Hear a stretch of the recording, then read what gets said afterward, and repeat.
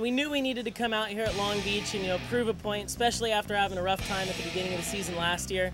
And, we really wanted to get seeded. We saw an opportunity. Some of the top guys were coming out with either new cars or technical problems. And with that said, we saw the opportunity and knew we had to make our move. And so we drove it like we never driven it before.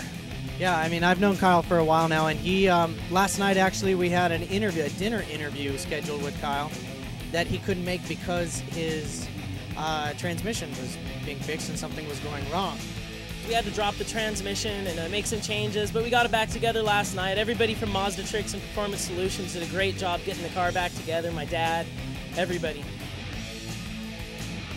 Basically, I knew I was lining up against the new Sky that had the V8, so I was a little worried. I backed off, ran a little light on it, but so I knew going into the second lap I had to really hang it out, and I did. I ran a really aggressive line. He tried to suck in on me and spun out.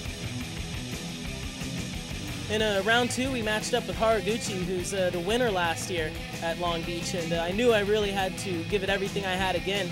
And Haraguchi's infamous for brake checking entering the first turn, and basically figured either I'm going to hit his back bumper or I'm going to get an inch off it, and basically got an inch off it and stayed that way for the whole lap.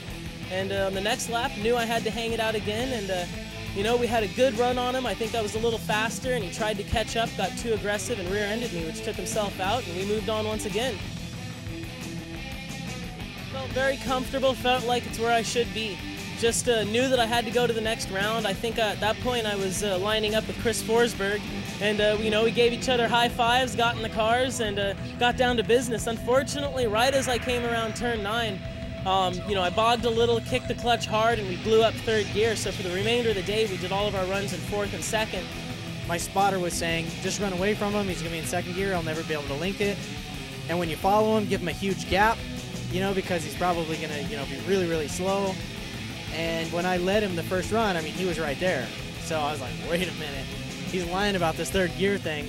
Apparently, I underestimated the versatility of the rotary because, I mean, he sat there wrapped out in second gear at 9,000 RPM and cleared the course no problem. Yeah, pretty impressive stuff. Yeah, everybody was actually very surprised at how well we did with the fourth to second gear. Basically, again, it was make it or break it. I was not going to lift. I was not going to back down. I'd much rather blow up the car or put it in the wall than, not give it everything I had. And the car hang in there. Again, Mazda Tricks Cooper, they did everything right. And, give us a great car, and we'll put it on the podium.